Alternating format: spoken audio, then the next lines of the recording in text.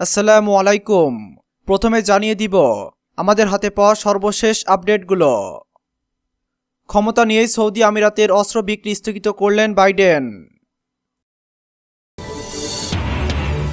দ্রুততার সঙ্গে বাইডেন প্রশাসনকে ইরানের ওপর থেকে নিষেধাজ্ঞা প্রত্যাহার করতে হবে। বাইডেনের জয়ের নেপথ্য ছিল বিপুল পরিমাণ কালো টাকা। ইসরায়েলকে ভয়ঙ্কর হুঁশিয়ারি, ইরানের পূর্ণ ধ্বংসের পথে যেও না। চীনের চাপে থাকা দক্ষিণ পূর্ব এশীয় দেশগুলোর পাশে দাঁড়াবে যুক্তরাষ্ট্র। এবং সর্বশেষ, পুতিনকে প্রথম ফোনেই নরম গরম বার্তা বাইডেনের। দর্শক, এতক্ষণ শুনছিলেন সংবাদ শিরোনাম, এখন বিস্তারিত। তবে তার আগে একটি অনুরোধ থাকবে, এই ভিডিওতে একটি লাইক দেওয়ার জন্য। ক্ষমতা নিয়েই সৌদি আমিরাতের অস্ত্র বিক্রি স্থগিত করলেন বাইডেন। সৌদি আরব ও সংযুক্ত আরব আমিরাতের কাছে অস্ত্র বিক্রি সাময়িকভাবে স্থগিত করেছে যুক্তরাষ্ট্র। গত 20 জানুয়ারি যুক্তরাষ্ট্রের নতুন প্রেসিডেন্ট হিসাবে শপথ নেন জো বাইডেন। এর সপ্তাহের পর এই সিদ্ধান্ত নিল বাইডেন প্রশাসন। দুই আরব দেশের কাছে অস্ত্র বিক্রির এই অনুমোদন দিয়েছিলেন সদ্য সাবেক প্রেসিডেন্ট ডোনাল্ড ট্রাম্প। নতুন মার্কিন পররাষ্ট্রমন্ত্রী হিসাবে নিয়োগ চূড়ান্ত হওয়ার অল্প সময়ের মধ্যেই অ্যান্টনি ব্লিনকেন বিষয়টি নিশ্চিত করেছেন। খবর আল জাজিরার। ট্রাম্প প্রশাসনের অনুমোদন দেওয়া সেই অস্ত্র বিক্রির বিষয়টি যুক্তরাষ্ট্র এখন পর্যালোচনা করে দেখছে বলে ব্লিনকেন জানান। বাইডেন প্রশাসনের পররাষ্ট্র দপ্তরের দায়িত্ব নিয়ে বুধবার প্রথম প্রেস ব্রিফিংয়ে তিনি বলেন, আমাদের কৌশলগত লক্ষ্য ও পররাষ্ট্র নীতি উন্নয়নে ওই দুই দেশের অস্ত্র বিক্রি কতটা সহায়ক তা নিশ্চিতে পর্যালোচনা করা হচ্ছে। প্রভাবশালী মার্কিন সংবাদ মাধ্যম ওয়াল স্ট্রিট জার্নাল বুধবার প্রথম খবর দেয় যে বাইডেন প্রশাসন সৌদি ও আমিরাতের কাছে কয়েক হাজার কোটি ডলারের অস্ত্র বিক্রি সাময়িকভাবে স্থগিত করেছে।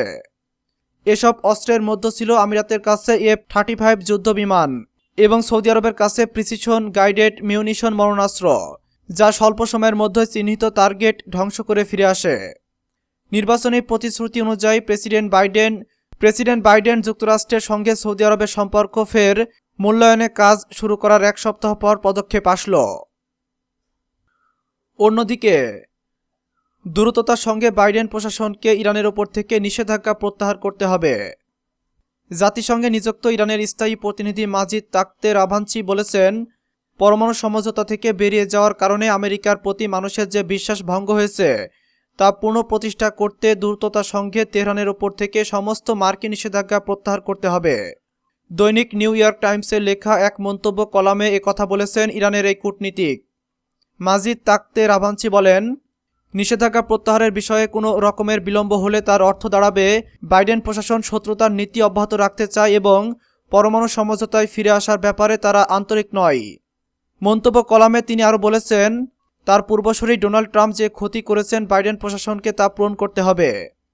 মাজিদ তাকতে রাভাঞ্চি বলেন, তেহরানের ওপর থেকে নিষেধাজ্ঞা প্রত্যাহারের মাধ্যমে প্রেসিডেন্ট জো বাইডেন 2015 সালে ইরান ও 6 জাতিগোষ্ঠীর মধ্যে হওয়া পরমাণু সমঝোতায় ফিরে আসার প্রক্রিয়া শুরু করতে পারেন।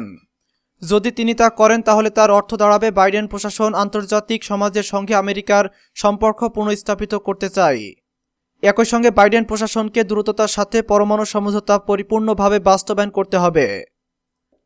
আরেকদিকে বাইডেনের জয়ের নেপথ্য ছিল বিপুল পরিমাণ কালো টাকা। ডোনাল্ড ট্রাম্পের রিপাবলিকান দুর্গ ভেঙে মার্কিন মসনদে বসেছেন ডেমোক্র্যাট জো বাইডেন। বলা হচ্ছে তার এই জয়ের নেপথ্য ছিল অজ্ঞাত পরিচয়দাতাদের বিপুল পরিমাণ কালো টাকা। ব্লুমবার্গ জানিয়েছে, অনুদানের এই $145 মিলিয়ন ডাক মানি ছিল বাইডেনের উইনিং ক্যাম্পেইনিং এর পেছনে। বছরের পর বছর ধরে ডেমোক্র্যাটরা যে ধরনের অর্থ সংগ্রহের সমালোচনা করে আসছে, তবে কারা সেই দাতা তা জানা যায়নি। তহবিল সংগ্রহের প্রবণতা থেকে বাইডেনের ক্ষেত্রে $1.5 বিলিয়ন মার্কিন ডলার বেড়ে গেছে, যা বর্তমান কোনো প্রেসিডেন্টের কাছে একটা রেকর্ড। 2012 সালে রিপাবলিকান প্রেসিডেন্ট প্রার্থী মিট রমনের সমর্থনে বেনামে $113 মিলিয়ন মার্কিন ডলার কালো টাকা অনুমোদন এসেছিল, কিন্তু এবার সেই রেকর্ডও ভেঙেছে। ডেমোক্র্যাটরা বলছেন যে তারা ডাক মানি বিশেষভাবে নিষিদ্ধ করতে চায়, কিন্তু অভিযোগ 2020 সালে ট্রাম্পকে পরাজিত করতে এই পদ্ধতি অবলম্বন করেছিল তারা। সূত্র কলকাতা 24-এর। এদিকে ইসরায়েলকে ভয়ঙ্কর হুঁশিয়ারি, ইরানের পূর্ণ ধ্বংসের পথে যেও না।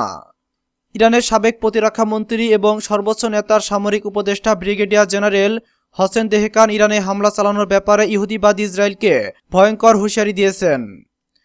তিনি বলেন, বর্ণবাদী ইসরায়েল সরকার যদি সামান্যতম ভুল করে তাহলে তারা শুধুমাত্র পূর্ণ ধ্বংসের পথে এগিয়ে যাওয়ার গতি ত্বরান্বিত করবে। খবর পার্স টুডের। গতকাল বুধবার এক টুইটার বার্তায় হোসেন দেহকান এসব কথা বলেন। তিনি ইরানের বিরুদ্ধে সামরিক আগ্রাসন চালানোর যে কোনো পরিকল্পনা বাতিলের পরামর্শ দেন। হোসেন দেহকান আরও বলেন, এর আগের সময়ে ইসলামী প্রজাতন্ত্রের বিরুদ্ধে ইহুদিবাদী সরকার সামরিক আগ্রাসনের হুমকি দিয়েছে, কিন্তু তারা ইরানের বিরুদ্ধে এমনকি একটি গুলি ছোড়ারও সাহস করবে না। এর আগে মঙ্গলবার ইসরায়েলের সামরিক বাহিনীর chief of staff lieutenant general Aviv Kochavi মার্কিন প্রেসিডেন্ট জো বাইডেনের নেতৃত্বাধীন প্রশাসনকে 2015 সালে সই হওয়া পরমাণু সমঝোতায় ফিরে আসার ব্যাপারে সতর্ক করে বলেন, ইসরায়েল ইরানের পরমাণু স্থাপনায় হামলা চালানোর পরিকল্পনা করছে। ইরানের ওপর হামলা চালানোর জন্য তিনি তার বাহিনীকে প্রস্তুতির কথা জানিয়েছেন। অপরদিকে চীনের চাপে থাকা দক্ষিণ পূর্ব এশীয় দেশগুলোর পাশে দাঁড়াবে যুক্তরাষ্ট্র। আন্তর্জাতিক আইনের বাইরে গিয়ে দক্ষিণ চীন সাগরে যে সমুদ্র সীমা চীন নিজের বলে দাবি করে আসছে তা প্রত্যাখ্যান করেছে যুক্তরাষ্ট্র। চীনের চাপের মুখে থাকা দক্ষিণ পূর্ব এশীয় দেশগুলোর পাশে দাঁড়ানোর কথা জানিয়েছেন মার্কিন পররাষ্ট্রমন্ত্রী অ্যান্টনি ব্লিনকেন। বুধবার ফিলিপাইনের পররাষ্ট্রমন্ত্রী টেডরো লেক্সিনের সঙ্গে এক ফোনালাপে তিনি এমন দাবি করেন। বার্তা সংস্থা রয়টার্স এমন খবর দিয়েছে।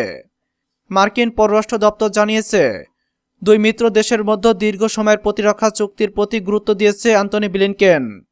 দক্ষিণ চীন সাগরে ম্যানিলা যদি কোনো হামলার মুখোমুখি হয় তবে সেই চুক্তির পূর্ণ প্রয়োগের আশ্বাস দিয়েছেন তিনি। চীনের চাপে মুখে থাকা দক্ষিণ পূর্ব এশীয় দেশগুলোর পাশে থাকার প্রতিশ্রুতি দিয়েছেন মার্কিন পররাষ্ট্রমন্ত্রী। বিবৃতিতে মার্কিন পররাষ্ট্র দপ্তর জানায়, দুই দেশের নিরাপত্তার জন্য পারস্পরিক প্রতিরক্ষা চুক্তির প্রতি জোর দিয়েছেন ব্লিনকেন। প্রশান্ত মহাসাগরীয় অঞ্চলে ফিলিপাইনের সশস্ত্র বাহিনী নৌযান ও বিমান হামলার শিকার হলেও জবাবে ওই চুক্তির বাস্তবায়ন করা হবে। সর্বশেষ পুতিনকে প্রথম ফোনে নরমে গরম বার্তা বাইডেনের। রাশিয়ার সঙ্গে ডোনাল্ড ট্রাম্প আমলের নমনীয় অবস্থান কাটিয়ে ফের ঠান্ডা যুদ্ধের বার্তা দিলেন প্রেসিডেন্ট জো বাইডেন। রুশ প্রেসিডেন্ট ভ্লাদিমির পুতিনের সঙ্গে ফোনে কথা বললেন বাইডেন। শপথ নেওয়ার পর এই প্রথম অন্য কোনো দেশের রাষ্ট্রপ্রধানের সঙ্গে কথা বললেন নতুন মার্কিন প্রেসিডেন্ট। প্রথম আলাপে রাশিয়াকে চাপে ফেলেছে যুক্তরাষ্ট্র। হোয়াইট হাউস সূত্র বলছে, রুশ বিরোধী দলনেতা অ্যালেক্সি নাভালনিকে গ্রেপ্তার, সাইবার গুপ্তচর বৃত্তি সহ একাধিক বিষয় নিয়ে উদ্বেগ প্রকাশ করেছেন আমেরিকার প্রেসিডেন্ট। ট্রাম্পের পথে বাইডেন হাঁটতে চান না। হোয়াইট হাউসে বসার পর প্রথমেই রুশ প্রেসিডেন্টকে ফোন করে নরমে গরম বার্তা দিয়ে নিজেদের অবস্থান বুঝিয়ে দিলেন বাইডেন। এছাড়া আফগানিস্তানে আমেরিকান সেনাদের হত্যার পরিকল্পনা নিয়েও বাইডেন তার উদ্বেগের কথা জানিয়েছেন পুতিনকে। এ নিয়ে মস্কো ওয়াশিংটনের বিবৃতিতে বলা হয়েছে, আপাতত দুই প্রশাসন এই সিদ্ধান্তে এসেছে যে কেউ কারোর ক্ষতি করবে না।